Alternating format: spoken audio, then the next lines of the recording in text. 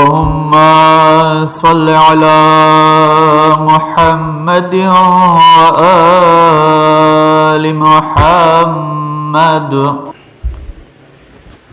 एक मरतबा सूरह हम्द और 3 मरतबा सूरह इखलास की तिलावत फरमाकर मरहुमा रहनुमा फ़ातिमा साहिबा बिनते जनाब सरताज हुसैन साहब, मोहम्मद कसीम साहब इब्ने जनाब अब्दुल रशीद साहब, मोहम्मद सलीम साहब इब्ने जनाब मोहम्मद कसीम साहब को ईसाले सवाब फरमाएं।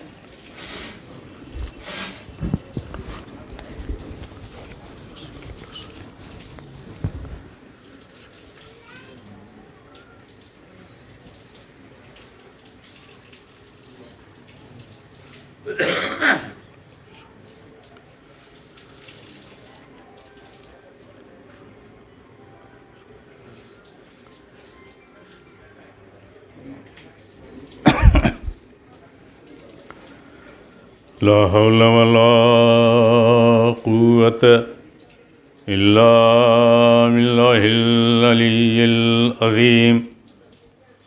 औज़ु बिल्लाहि मिनश शैतानिर रजीम।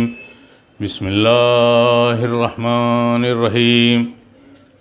अल्हम्दुलिल्लाहि रब्बिल आलमीन वल आक़िबतु लिल मुत्तक़ीन वल जन्नतु लिल मुमिनीन वन्नारु लिल काफिरीन वस्सलातु वस्सलाम वत्तहिय्यतु वल इकराम अलन नबिय्यिल उम्मिय्यिल रशीयिल मक्कीयिल बतही अबिल क़ासिम मुहम्मद व अला आलिहि तय्यबीन ताहिरीन अल मासूमीन व लानतुल्लाहि अला अदाइहिम अजमईन मिन यौमिना हाज़ा इला क़यामि यौमिद्दीन। अम्मा बाद फ़क़द क़ालल्लाहु तबारक व तआला फ़ी किताबिहिल मजीद व फ़ुरक़ानिहिल हमीद व हुवा अस्दक़ुस सादिक़ीन व क़ौलुहुल हक़। बिस्मिल्लाहिर रहमानिर रहीम। मन अमिला सालिहन मिन ज़करिन औ उन्सा व हुवा मुमिनुन फलनुहयिन्नहु हयातन तय्यबा वलनजज़ियन्नहुम अजरहुम बिअहसनि मा कानू यामलून। सलवात।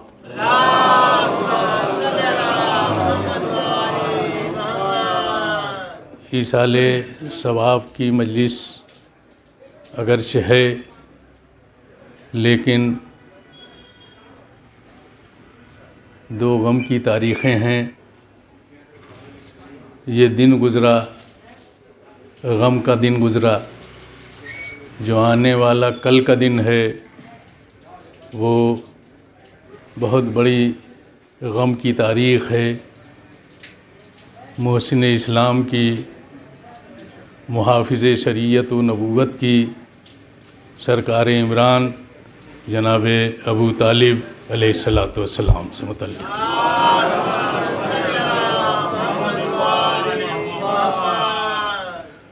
अब मुझे जो इशारे मिले हैं वो 3 किस्म के इशारे हैं। 2 इशारे तो मैंने बता दिए, और चूँकि मजलिस मस्जिद में है इसलिए ये गुफ्तगू भी मुझसे बयान करने के लिए हुक्म दिया गया। बहरहाल सबसे बेहतर अखलाक और सबसे बेहतर किरदार मोहम्मद और आले मोहम्मद के चाहने वालों का।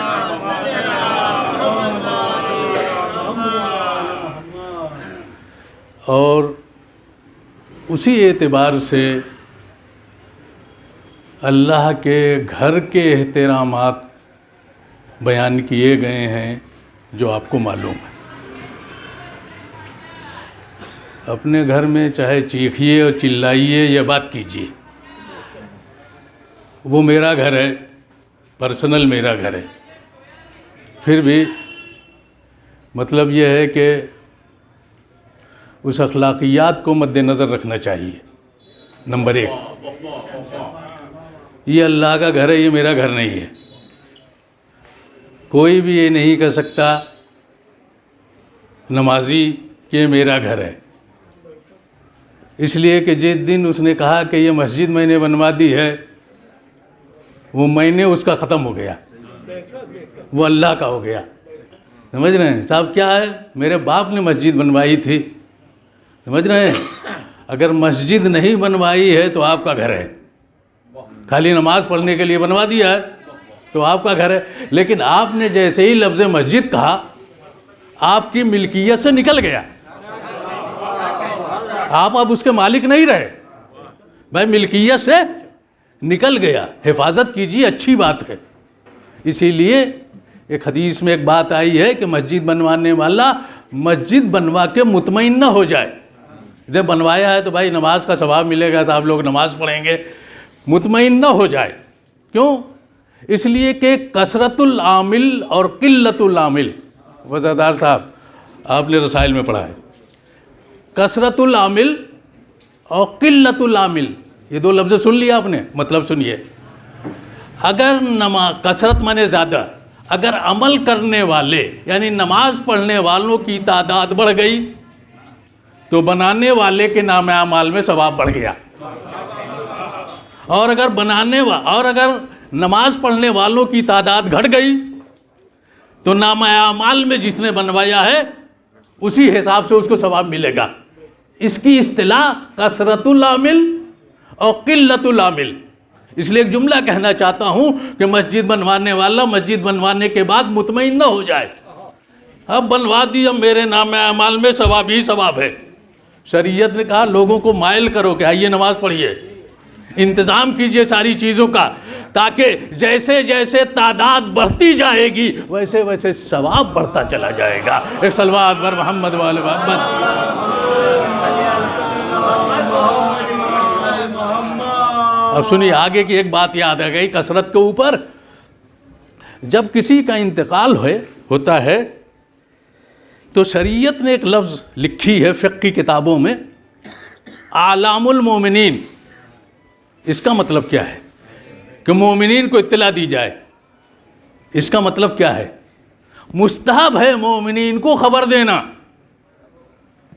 मैंने मैयत के मसाइल में, जहाँ फ़िक़्ह ने मैयत के अबवाब मुअय्यन किए हैं और मैयत की बहस लिखी है, वहाँ पर ये लफ्ज़ लिखी है आलामुल मोमिनीन, कि ज़्यादा से ज़्यादा मोमिनीन को इत्तला दी जाए कि फ़लाँ साहब का इंतकाल हो गया, आप तशरीफ़ लाइए, शिरकत कीजिए।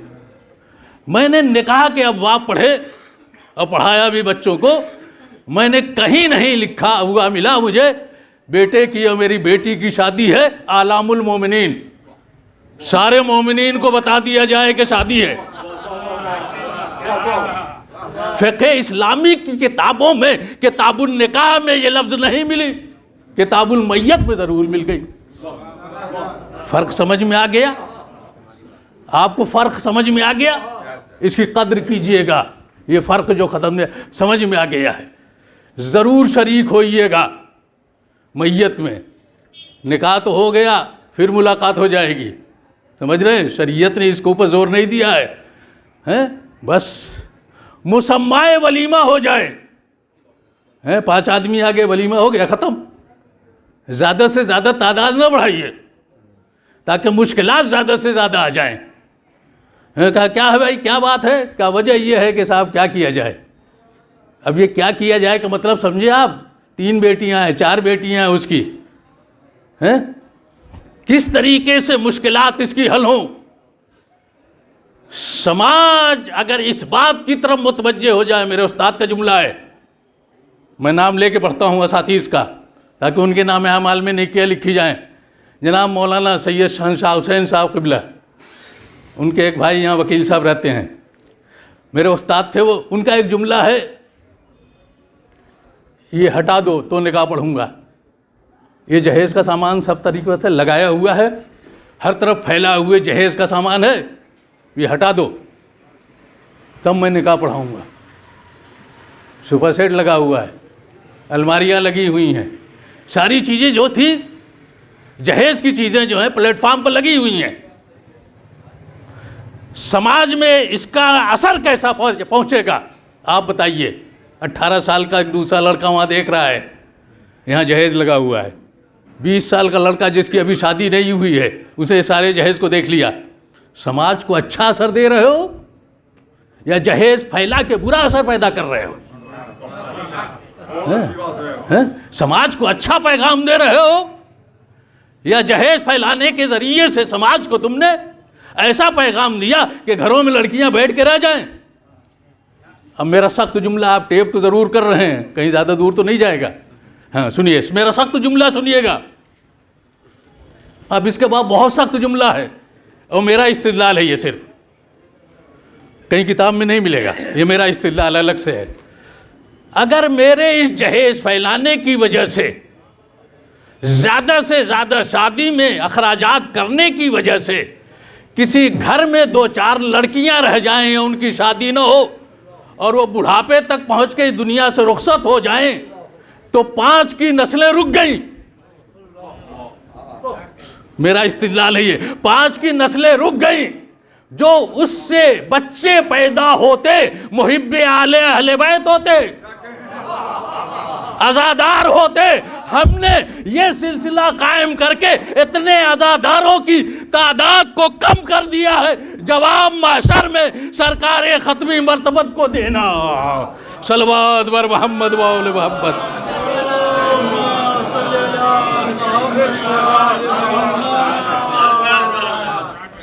जाके जवाब वहाँ देना। सबब तुम बने थे, असबाब तुमने ऐसे मुहैया कर दिए हैं कि ज़हन बदलता हुआ चला गया, दौलत की तरफ लोग माइल होते हुए चले गए, घर में सिलसिले रुकते हुए चले गए, नस्लें जो आगे बढ़ने वाली थी, दीन अहले बैत की मुआमिन होती वो रुक गई।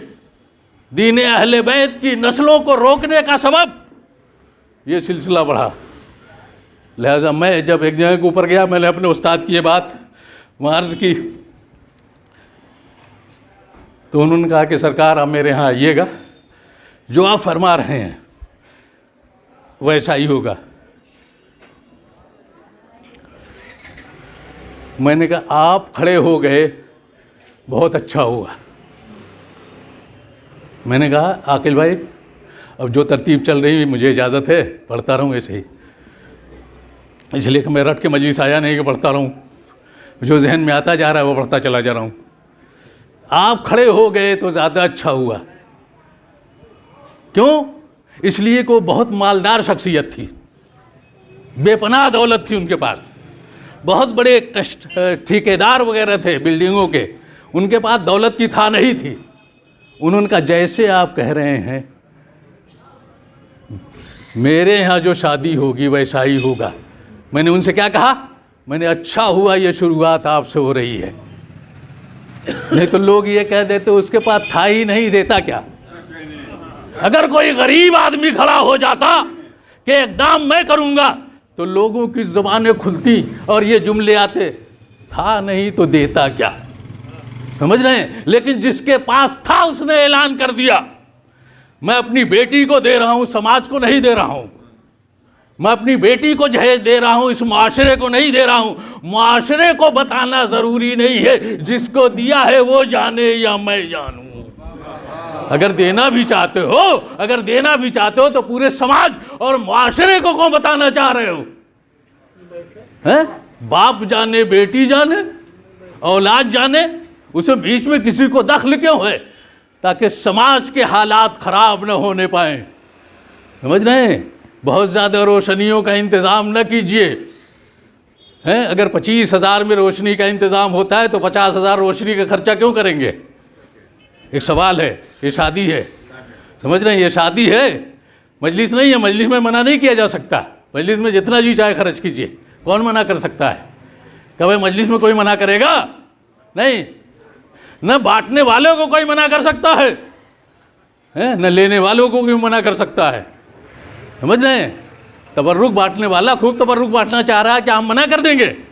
3 किस्म के उसने तबर्रुक बांटना शुरू किए, कोई मना नहीं कर सकता है। इमाम हुसैन के नाम पर बांट रहा है, अपनी बेटी के वलीमे में 5 किस्म के खाने के बजाय 2 किस्म का खाना करे, को ये मुझे इख्तियार है, हैं? तो शादियों में तो कमी की जा सकती है, मोहब्बत हुसैनी में इजाफा किया जाता है। हुसैन की मोहब्बत में इजाफा करते चले जाइए, अपने घर के सिलसिले में कमी करते हुए चले जाइए, ताकि समाज को अच्छा पैगाम मिले। समझ रहे हैं? और ये एक जगह का पैगाम नहीं है, हर चाहने वाले के जहन में है। और उलमा से जब आप पूछेंगे तो वही बताएंगे, कहा नहीं, आज़ादारी के पैसे महाज़ जंग पर खर्च नहीं होंगे। जुमला पहुंचा या नहीं पहुंचा? जुमला मेरा पहुंच गया तारीख का या नहीं है? गुजरी हुई तारीख का मेरा जुमला पहुंच गया। यानी आज़ादारी के पैसे, जंग हो रही है, जंग में चीज़ों की ज़रूरत है, लेकिन एक आलमे वक्त, एक मर्ज़ वक्त ये ऐलान कर रहा है कि आज़ादारी के पैसे जैसे आज़ादारी पर खर्च होते थे उससे बेहतर तरीके से खर्च होंगे। महाज के लिए आप लोग सब उसका इंतज़ाम कीजिए।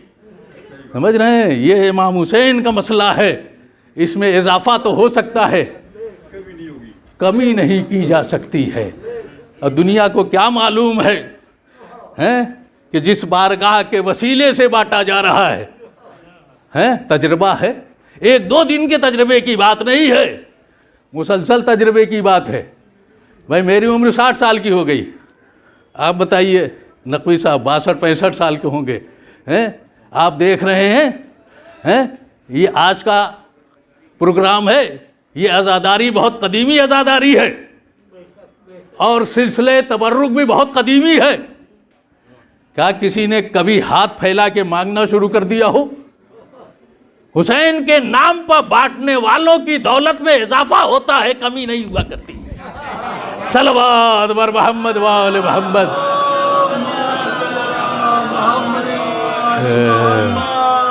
नाम हुसैन पर बांटते हुए चले जाइए, इजाफे पर इजाफा होता चला जाएगा।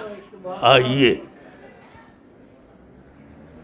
कायनात में और दुनिया में अगर किसी को कुछ भी मिल देगा तो दरे आले मोहम्मद से मिलेगा। उन्हीं की अहादीस पर अमल हो, उन्हीं के अक़वाल पर इंसान अमल करता हुआ चला जाए। कुरान की आयतें, अहादीस मासूमीन,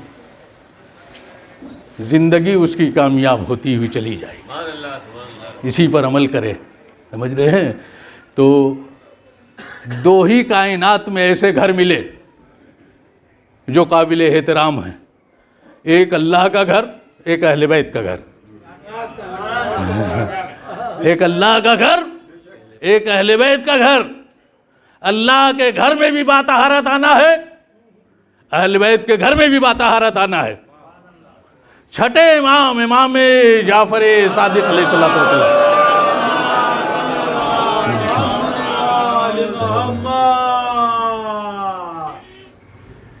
और उलमा की ये जिम्मेदारी है। क़िबला आप नहीं पढ़ा होगा, हमको अपना बैठका जो है घर का आखिरी हिस्सा नहीं करार देना चाहिए। कौन से हिस्से में बैठना चाहिए? सबसे पहले हिस्से में, ताकि आने वाले को कोई दिक्कत ना हो, कोई परेशानी ना हो। आने वाला आए तो उससे मुलाकात कीजिए, उसको वापस न कीजिए, इसलिए कि ये बहुत बड़े नाराज़गी का सबब है मासूमीन की। अगर आने वाला आए और हम उससे मुलाकात न करें। मरबूत हो गया मैं इस जुमले से, मरबूत हुआ मैं, आने वाला आए और उससे मुलाकात न करे। अली इब्ने यक़तीन वहदे वज़ारत पर हारून का ज़माना है और अब्द साले इमाम मूसी काज़िम अलैहिस्सलातु वस्सलाम।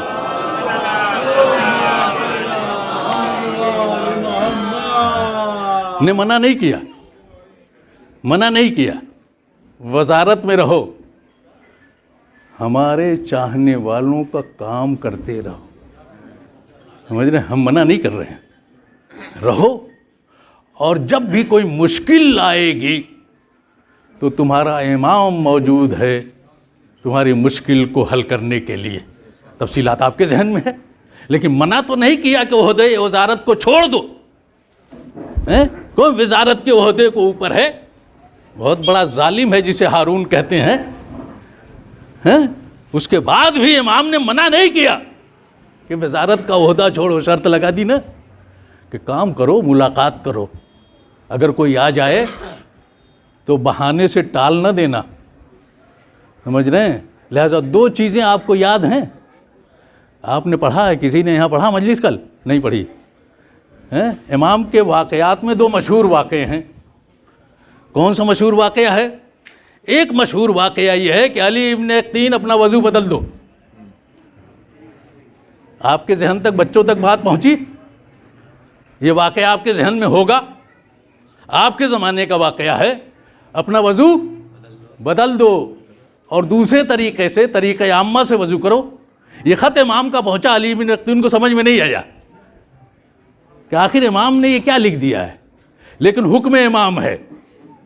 एक सीरत है, एक सीरत है, हुक्म इमाम है, इसलिए अपने घर वालों की इताअत और है, उलिल अम्र की इताअत और है। सलवात बर मोहम्मद वाले मोहम्मद। अतीउल्लाह वातिउर रसूल व उलिल अम्र मिनकुम। वहाँ पूछने का हक नहीं है, हुक्म आया है फ़ौरन अमल करना उसी एतबार से जैसे इमाम ने हुक्म दिया। तो अली इब्न यक़तीन ने देखा कि इमाम का ऐसा हुक्म है तो मज़हब आम्मा के तरीके से वज़ू करने लगे। मैं इस्तिलाहें बोलूँगा इसलिए कि आगे तक के रिकॉर्ड आप पहुँचा रहे हैं, हाँ, और ये इस्तिलाह याद कर लीजिएगा आज से। मज़हब आम्मा जब मैं बोल रहा हूँ तो मज़हब आम्मा का मतलब क्या है, और एक लफ्ज़ इसके मुकाबले में मज़हब इमामिया कहूँगा तो मज़हब इमामिया भी समझ लीजिए, मज़हब आम्मा भी समझ लीजिए। तो लिखा उसमें कि मज़हब आम्मा की तरीके से वज़ू करो। अब उन्होंने उसी तरीके से वज़ू करना शुरू कर दिया। जब शिकायत हुई कि अली इब्न यक़तीन इमाम मूसी काज़िम अलैहिस्सलाम के चाहने वालों में है,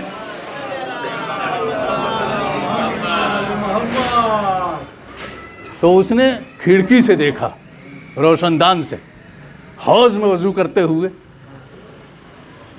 वहीं से चीख पड़ा, वहीं से चीख पड़ा, कब तक लोग तुम्हारी शिकायत करते रहेंगे? जब भी हमने तहकीक की तो तुमको अपने मजहब में पाया, जब भी हमने तहकीक की तो तुमको अपने मजहब वाला पाया। दूसरा खत आ गया, खतरा टल गया है, मजहब इमामिया वाला वज़ू करो। एक सलवात पर मोहम्मद वाले मोहम्मद। दिल हैदरी आले वलद अलैहिस्सलाम।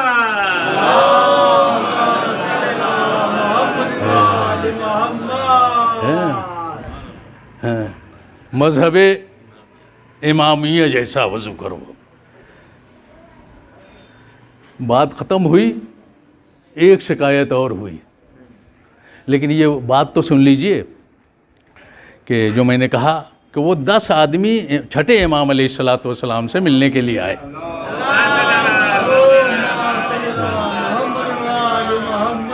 दरवाज़ा खुला हुआ था इमाम का, आगे बढ़ गए इस्तकबाल के लिए सरकार खुद, और वहीं से इरशाद फरमाया कि एक शख्स अभी मुझसे मुलाकात न करे। क्या फरमाया कि एक शख्स अभी मुझसे मुलाकात न करे। आले मोहम्मद के घरों में बग़ैर तहारत के दाखिल नहीं हुआ जाता। आले मोहम्मद के घरों में बग़ैर तहारत के दाखिल नहीं हुआ जाता। लिहाजा इस हुक्म पर अमल करते हुए जो तुम्हारी ज़िम्मेदारी है शरीयत ने दी है, अमल करके आ जाओ, तुम्हारा इमाम तुम्हारे इस्तकबाल के लिए हाजिर है। एक सलवात मिल के पढ़ेंगे आप हज़रात।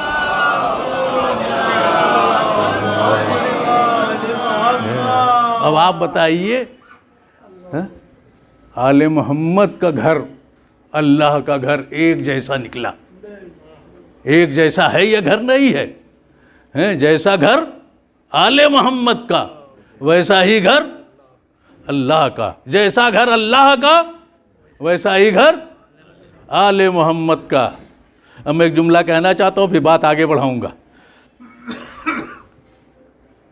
रसूलुल्लाह को बैतुल्लाह में पैदा होना चाहिए था। रसूलुल्लाह को बैतुल्लाह में पैदा होना चाहिए था। कहा भाई अल्लाह के रसूल हैं, सैयदुल अंबिया हैं, सारे ऐलानात हैं, लौला कलमा खलक़तुल अफ़लाक। पालने वाले अपने घर में रसूलुल्लाह को पैदा कर।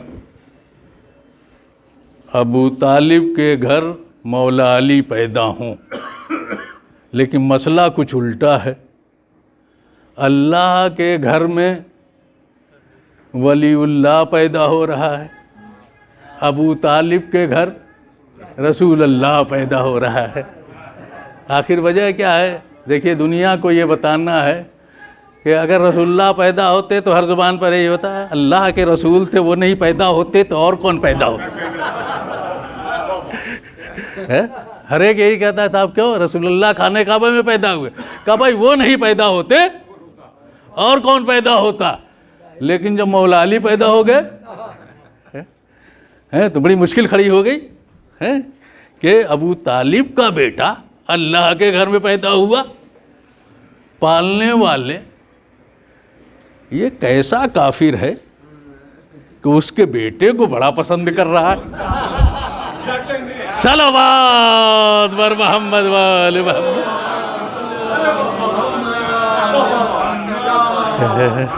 है कि अपना घर दे दिया। का अबू तालिब आपका बेटा मेरे घर पैदा होगा। तुम्हें यही बताना था कि अबू तालिब के बेटे को अपने घर पैदा करा के एक पैगाम देना है कि मेरे घर की अज़मत तो तुम्हें मालूम है, और रसूलुल्लाह को अबू तालिब के घर पैदा करके बताना है कि सैयदुल अंबिया को मान रहे हो, रसूलुल्लाह को मान रहे हो। अब सुनो, जैसी अजमत काबे की है वैसे ही अजमत अबू तालिब के घर की। सलावत।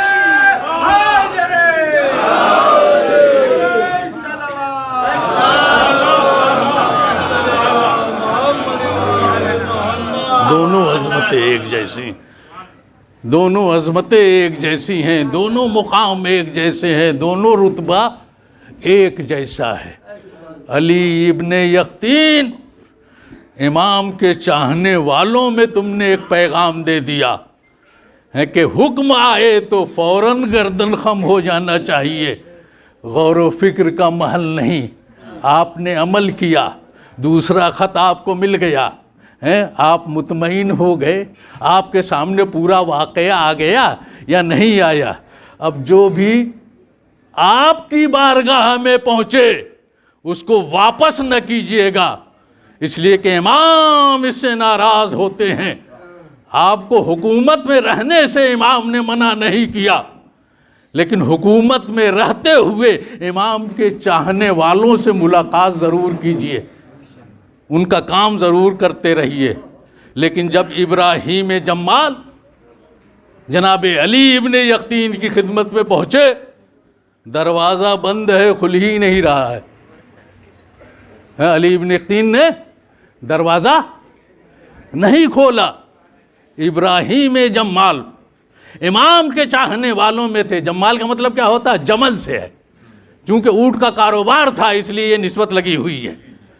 समझ रहे हैं? वापस आ गए भाई। जब नहीं मुलाकात आप कर रहे हैं तो मैं तो वापस ही आऊँगा ना। मुलाकात नहीं की तो वापस आ गए। हज का मौका आया, अली इब्ने यक़तीन भी पहुँचे और इमाम भी मौजूद हैं, इमाम मूसी काज़िम अलैहिस्सलातु वस्सलाम।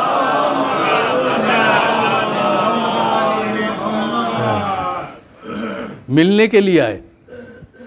इमाम ने मुलाकात से इनकार कर दिया। देखिए, हाजी जब हज में जाता है तो कहाँ कहाँ जाता है?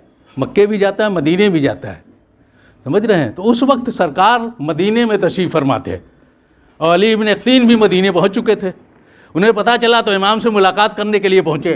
इमाम ने मुलाकात करने से इनकार कर दिया, इमाम ने मुलाकात करने से मना कर दिया। कहा इब्राहीम जम्माल तुम्हारे पास गए, बहुत देर तक दक्कुल बाब किया, तुमने दरवाज़ा नहीं खोला, मुलाकात नहीं की। तुम्हारा इमाम तुमसे उस वक्त खुश होगा जब इब्राहीम जम्माल तुमसे खुश हो जाएं। जब इब्राहीम तुमसे खुश हो जाएं, तुम्हारा इमाम खुश हो जाएगा। इब्राहीम को राज़ी कर लो, तुम्हारा इमाम राज़ी हो जाएगा। यह है मर्तबा चाहने वालों से, जिससे मोहब्बत करते हैं। ऐलान किया, कहा वो तो कूफे में है, मैं मदीने में हूँ, मैं कूफे कैसे पहुँचूँगा। कहा जाओ बकी में तुम्हारी सवारी का इंतज़ाम है। बकी पहुँचे, देखा एक रहवार वहाँ के ऊपर मौजूद है, बहुत तेज़ उड़ने वाली सवारी मौजूद थी।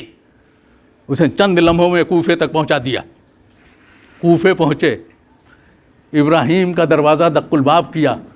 कहा कौन। कहा अली इब्न यकीन। तुमसे मेरा मतलब क्या है, तुमसे सर क्या है मेरा।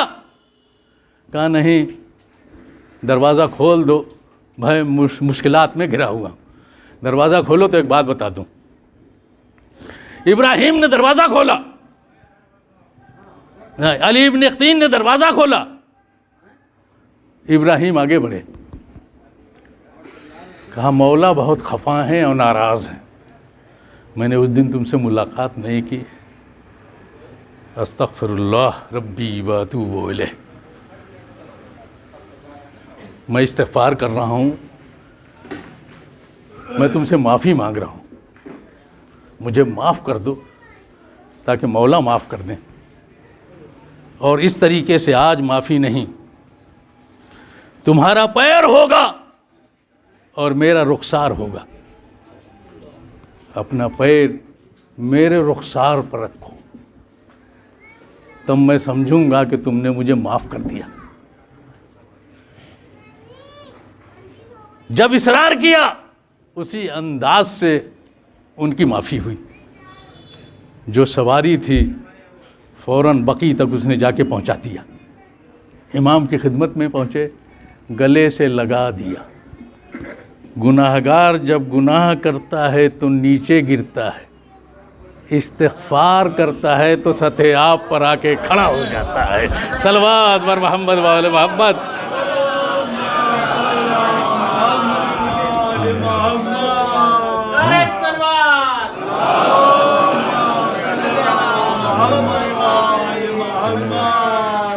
वो वाक़या आपके जहन में है, लेकिन मैं खाली इशारा करके चला जाऊँ।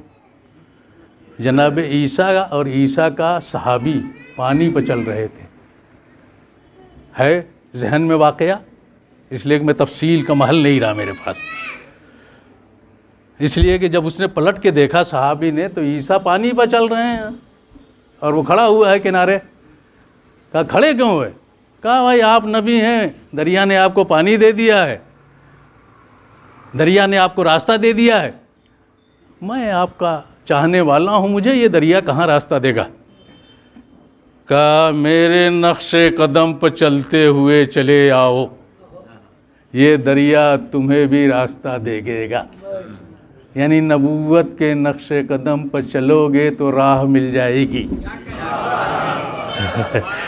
नबूवत के नक्शे कदम पर चलोगे तो तुम्हें मंजिल मिल जाएगी। लेकिन बीच दरिया में सबसे ज़्यादा ख़तरनाक यही है, जिसे इंसान कहा जाता है, समझ रहे हैं। और मखलूक़ात इतनी ख़तरनाक नहीं मिलेंगी। हालांकि कोई काट लेता है, कोई डस लेता है, कोई खा जाता है, लेकिन इतना ख़तरनाक जितना इंसान है उतना ख़तरनाक नहीं मिलेगा। ईसा भी पानी पर चल रहे हैं और मैं भी पानी पर चल रहा हूँ, मुझ में और ईसा में फ़र्क क्या है।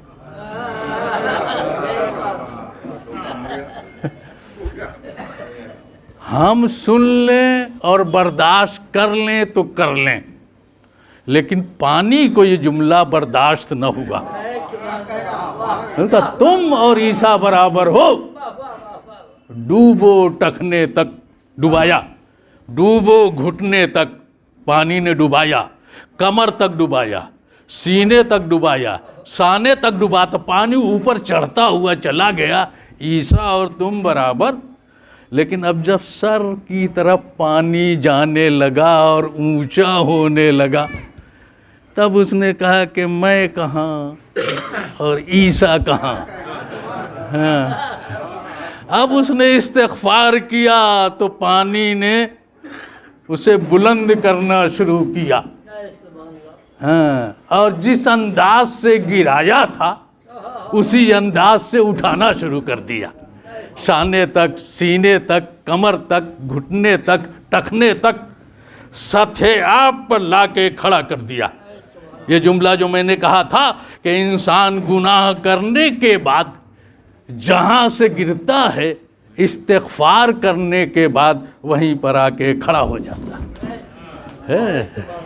तो जिस मंजिल से गुनाह करके गिरा था उसी मंजिल पर आके खड़ा हो गया।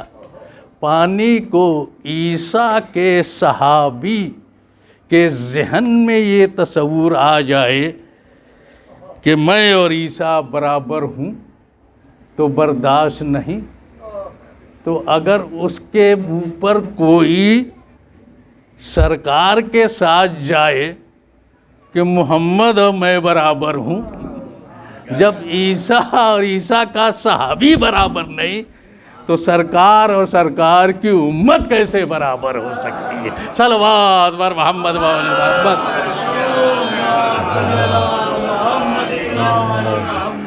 आओ दुनिया वालों देखो, हाँ, आओ हम तुम्हारी मदद करने के लिए तैयार हैं। अलकाब में एक लक़ब आपका अब्द सालेह, बाबुल हवाइज। हाँ, ये वाक़यात आज आप पढ़ेंगे तो लोगों के कपड़े फट गए जब नाबीना को आपकी बारगाह से रोशनी मिली। 3 मरतबा कपड़े बदले गए, समझ रहे हैं। इसलिए कि जैसे ही वो इमाम के रोज़े से मस करने लगा और गिड़गिड़ा के दुआ मांगने लगा, आँखों की रोशनी वापस आ गई और उसने कहा मैं तो देखने लगा। और जैसे ही उसने ये कहा कि मैं तो देखने लगा, तो लोगों ने उसके कपड़े तबर्रुक के तौर पर लेना शुरू कर दिए हैं। खादिमों ने घेरा उसको, फिर कपड़े पहनाए, फिर जाने लगा वो, फिर उसके कपड़े ले लिए। 3 मरतबा ऐसे ही हुआ तो अपनी सिक्योरिटी में उसके घर तक पहुंचाया। आप बताइए, बाबुल हवाए जिसका लक़ब है, इमाम मूसी काज़िम अलैहिस्सलातु वस्सलाम। गुफ्तगू इख्तिताम के ऊपर अब एक बात, एक शेर पढ़ दूँ बस, और उसके बाद, इसलिए कि जिसके ईमान से सारी दुनिया को ईमान मिला, तुम उसके ईमान के मुतल्लिक बहस करोगे, तुम उसके ईमान के मुतल्लिक बहस करोगे। किताब बाद में आई है, सरकारे अबू तालिब के अशार पहले हैं। मेरे पास बहुत कुछ नोट है और लिखा हुआ है। किसी दिन अगर आपसे मुतल्लिक मैं गुफ्तगू करूँगा है तो आयतें पढ़ूँगा हैं जो आयतें बाद में आई, और वो शेर पढ़ूँगा जो सरकार अबू तालिब ने अशार पहले कहे हैं। समझ रहे हैं। तो अशार पहले हैं और आयत बाद में आई है। इसका मतलब ये निकलता है कि अबू तालिब लौहे महफूज का मुतालिया किया करते थे। लौहे महफूज का जो मुतालिया किया करता था उसको सरकारे अबू तालिब कहा जाता है। हाँ, आइए, एक शेर है, बहुत से अशार मेरे पास हैं लेकिन सारे अशार तो मैं नहीं पढ़ सकता, लेकिन एक शेर का मतलब सुन लीजिए। अलम तालमु इन्ना वजदना मुहम्मदन नबियन का मूसा सह फी अव्वलिल कुतबी। क्या तुम नहीं जानते हो कि मैंने मोहम्मद को मूसा जैसा नबी पाया। ये बात पहले की किताबों में लिखी हुई है, यानी तुम जानो या ना जानो, अबू तालिब जानता है कि मोहम्मद मूसा जैसे नबी हैं।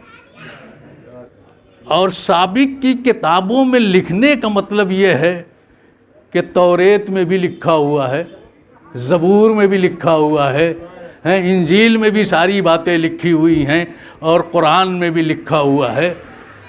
तो आप ये बताइए, अभी एक किताब के हवाले से दुनिया आजिज़ है, अबू तालिब सारी किताबों का हवाला दे रहे हैं। हाँ सुनिए, एक बात, एक जुमला सुनिए, हवाला वही देता है जो इन किताबों को पढ़ा हुआ हो, हवाला वही देता है जो इन किताबों का आलिम हो।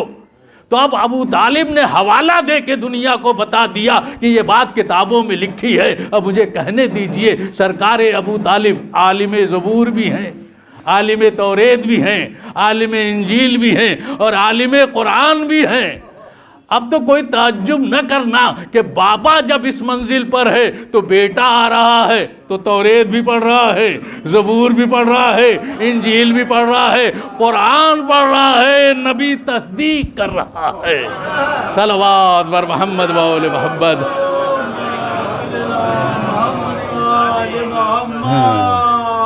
अंतब्नु आमना अन नबी मोहम्मदुन नबीयुन अताउल वही मिन इंद रब्बिही। आप आमिना फर्जंद के नबी हैं, आपका नाम मोहम्मद है, आपके पास आपके रब की तरफ से वही नाजिल होती है। अब आप बताइए, नबूवत का भी ऐलान है इस शेर में, वही आने का भी ऐलान है, हैं? अब किस तरीके से ऐलान करवाना चाह रहे हो, हैं? किस तरीके से ऐलान करवाना चाह रहे हो? अल्लाह अहमद कद जाहुम बिहक्किन वलम यातहिम बिल किज़्बी। आगाह हो जाओ, मोहम्मद का पैगाम हक है, बातिल नहीं है। तो सरकार ने जो भी पैगाम दिया वो सब हक है। एक ही जुमले में सारी चीज़ों का जिसने ऐलान कर दिया उसे सरकार इमरान जनाब अबू तालिब कहा जाता है। सलवात बर मोहम्मद वाले मोहब्बत। बस अब मैंने इस शेर के ऊपर ये गुफ्तगू ख़त्म कर दी, वक्त ख़त्म हो गया, इसलिए कि इसके बाद भी कोई मजलिस का ऐलान है। अब मेरी मजलिस अब इख्तिताम की वादी में। सरकार इमरान जनाब अबू तालिब मोहसिन इस्लाम, मोहसिन नबी, गैब का इल्म रखने वाले जनाब अबू तालिब। एक जुमला कह दूँ, ये जुमला तो मैं कह के चला गया, लेकिन कोई दलील होना चाहिए। गैब के इल्म पर एक जुमला कहता हूँ, दलील आपके जहन में आ जाएगी, वाक़ई आपका सुना हुआ है। खजूरें जमा करके सरकार ख़त्मी मर्तबत के लिए जनाब फ़ातिमा बिन्त असद रखा करती थी। एक दिन ऐसा आया कि महल्ले के बच्चे खजूरें लूट के लेके चल दिए। ये बचपना है जहाँ आज फल लूटा जा रहा है, कल दरख्त लूटा जाएगा। हैं, आज फल लूटा जा रहा है। जैसे ही सरकार तशरीफ़ ले आए, जनाब फ़ातिमा आगे बढ़ी, बेटा आज तुम्हारे लिए जो इंतज़ाम था वो मोहल्ले के बच्चे लेके चले गए। जैसे ही इरादा किया दरख्त की तरफ जाने का, होशों ने इस्तक़बाल किया, सरकार ख़त्मी मर्तबत के यद मुबारक को बोसा देना शुरू कर दिया। अब आपके दस्ते मुबारक में वो सारे फल आ गए। फ़ातिमा बिन्त असद ने यह अंदाज़ देखा। सरकार अबू तालिब जब तशरीफ़ लाए तो इस वाक़े को बयान किया। फ़ातिमा मुक़ाम ताज्जुब नहीं है, ये तो ख़ुसूसियात में है। तुम्हारे बत्न से भी 30 साल के बाद ऐसा ही बच्चा पैदा होगा। आओ दुनिया वालों, लफ्ज़ों की कद्र करो। अगर मोहम्मद जैसा कोई कहे तो उसे अली जैसा होना चाहिए। अगर कोई कहे कि हम मोहम्मद जैसे हैं तो पहले उसे अली जैसा होना चाहिए। पहले अली जैसे बनो तब मोहम्मद जैसा कहो। 39 दिन के खैबर ने तो ऐलान ही कर दिया कि कोई भी अली जैसा नहीं था। कोई भी अली जैसा नहीं था। एक जुमला मैंने 24 तारीख के लिए भी पढ़ दिया, 25 तारीख भी हो गई और 26 तारीख का भी सिलसिला इख्तिताम तक मैंने पहुंचा दिया। आइए अब देखा जाए, इसलिए कि सारी चीज़ों का अल्लाह ने ऐलान किया। कितने तय्यब व ताहिर और पाको पाकीज़ा थे। देखिए, नबी का इंतखाब सरकार अबू तालिब, अल्लाह का इंतखाब सरकार अबू तालिब। नबी ने जिसको मुंतखब किया उसे अबू तालिब कहते हैं। जनाब अब्दुल मुत्तलिब ने फरमाया, बेटा अपने चचा में जिस आगोश को चाहो मुंतखब कर लो। तो नबी ने जिस आगोश को मुंतखब किया, इसलिए जब उनके जाने का वक्त आ रहा था तो उन्होंने ये ऐलान किया कि अपने चचा में से जिस आगोश को चाहो मुंतखब कर लो। तो सरकार के ने जनाब अबू तालिब की आगोश को मुंतखब किया। तो ये नबी का इंतखाब है और अल्लाह ने ऐलान कर दिया, अलम यजिद के यतीमन फावा, हमने आपको यतीम पाया तो पनाह नहीं दी। यानी जिस आगोश को नबी ने मुंतखब किया था उसी आगोश पर तस्दीक लग गई वहदह ला शरीक की, और उधर से ऐलान आ गया है कि ये वो आगोश है जो तय्यब व ताहिर और पाको पाकीज़ा आगोश है। तो बच्चा जो पैदा हुआ वो मोहम्मद जैसा, एहसानात जिसके हैं उसे अबू तालिब कहा जाता है शरीयत पर। और आज भी जिस नस्ल का एहसान है जो पर्दे गैब में,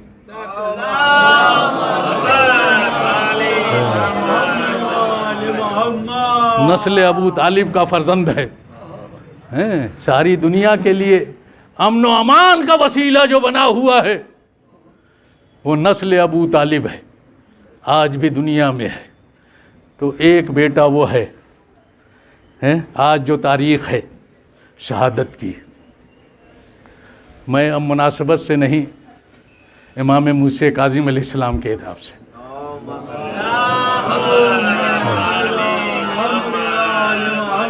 इसलिए कि एक जन मोमिना के ईसाले सवाब की मजलिस है, क्योंकि तारीख़ ऐसी है इसके ज़रिए से मुकम्मल ईसाले सवाब रहनुमा मरहूमा की खिदमत में, ये सारे तस्करों के ज़रिए से और आपके शिरकत करने के ज़रिए से ईसाले सवाब मरहूमा के नाम अमाल में है। मैयत में शरीक होइए, मजलिसों में शरीक होइए, ईसाले सवाब में खाली आपकी शिरकत है, नाम अमाल में नेकियां हैं। मेरे पास वक्त नहीं है, खाली आपकी शिरकत है, आप कुछ पढ़ें ना पढ़ें, खाली आपका आ जाना, आपका शिरकत कर लेना, नाम अमाल में नेकियों के बढ़ने का वसीला है। सूरह हमद पढ़ेंगे, आपका दिल चाहे पढ़े न पढ़ें, सूरह इखलास पढ़ेंगे, आपका दिल चाहे पढ़े न पढ़ें, पढ़ ले तो ज़्यादा अच्छा है। तो आपकी शिरकत का सवाब उनके नाम अमाल में नेकियों में इजाफे का वसीला है। आपके सूरह हमद और सूरह इखलास पढ़ने से और नेकियों में भी इजाफा होता चला जाएगा। हारून के बाद जो बैठा है उसका नाम है मंसूर के बाद जो बैठा है उसका नाम है मेहदी, मेहदी के बाद जो बैठा है उसका नाम है हादी, और हादी के बाद जो हुक्मरान आया उसका नाम है हारून। इसने जो है बहुत ज़्यादा इमाम को ऊपर जुल्म किया, बहुत ज़्यादा जिसने इमाम पर जुल्म किया है वो हारून है। यकीनन हुक्मरान बदलते गए, निगरानी करने वाले तब्दील होते हुए चले गए। चुनांचे जिन लोगों को उसने हुक्म दिया था कि इनको कत्ल कर दिया जाए, वो सब पीछे हट गए। खामोश ज़ुबान से अपने अखलाक व किरदार के ज़रिए से जिसने लोगों को हमनवा किया वो खानवादे रिसालत है, वो हमारे सातवें इमाम अलैहिस्सलातु वस्सलाम की ज़ात है।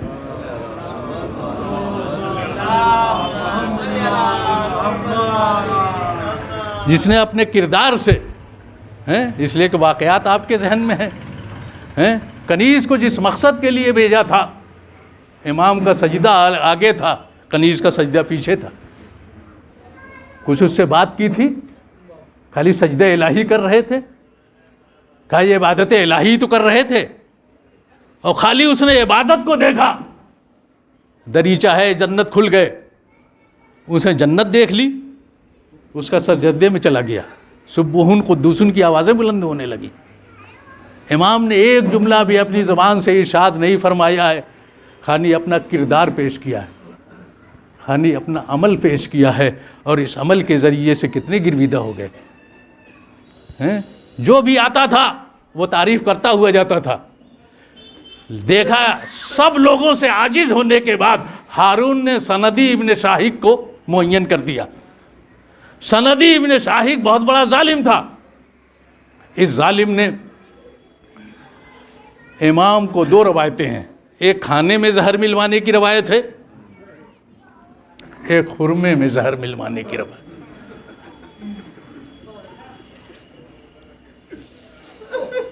सरकार ख़त्मी मर्तबत, आपके चचा गए तो पूरा साल आपने गम का ऐलान कर दिया।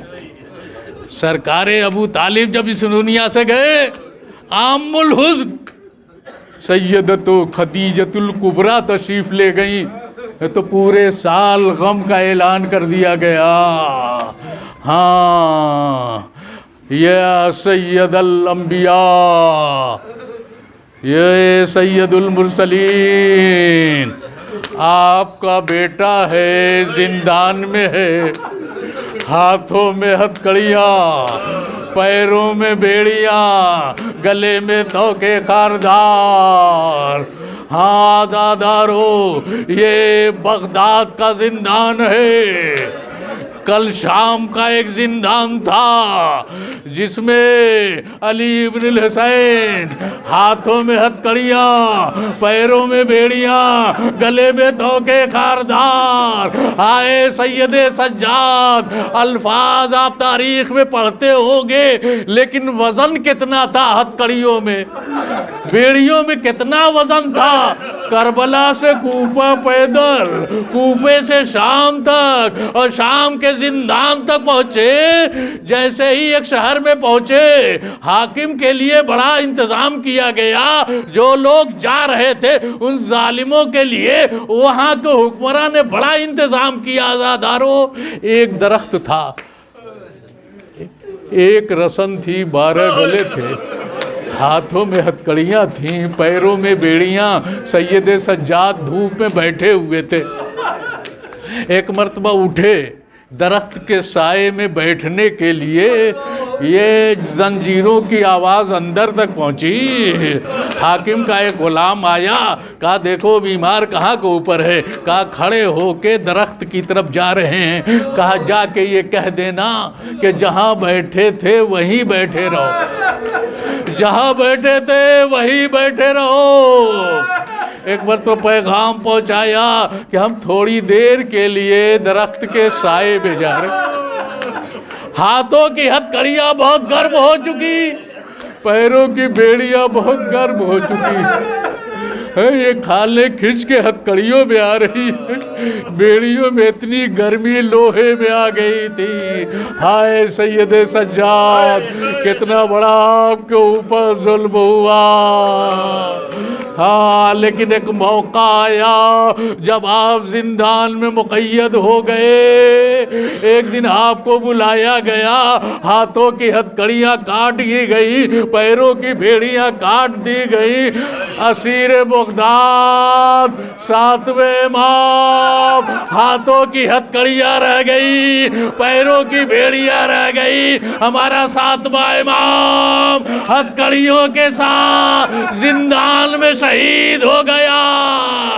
वाह काज़िमा, वाह मूसा, 8वें इमाम के यतीमी की तारीफ। वाह गरीब अल गुरबा, अस्सलामु अलैका या गरीब अल गुरबा।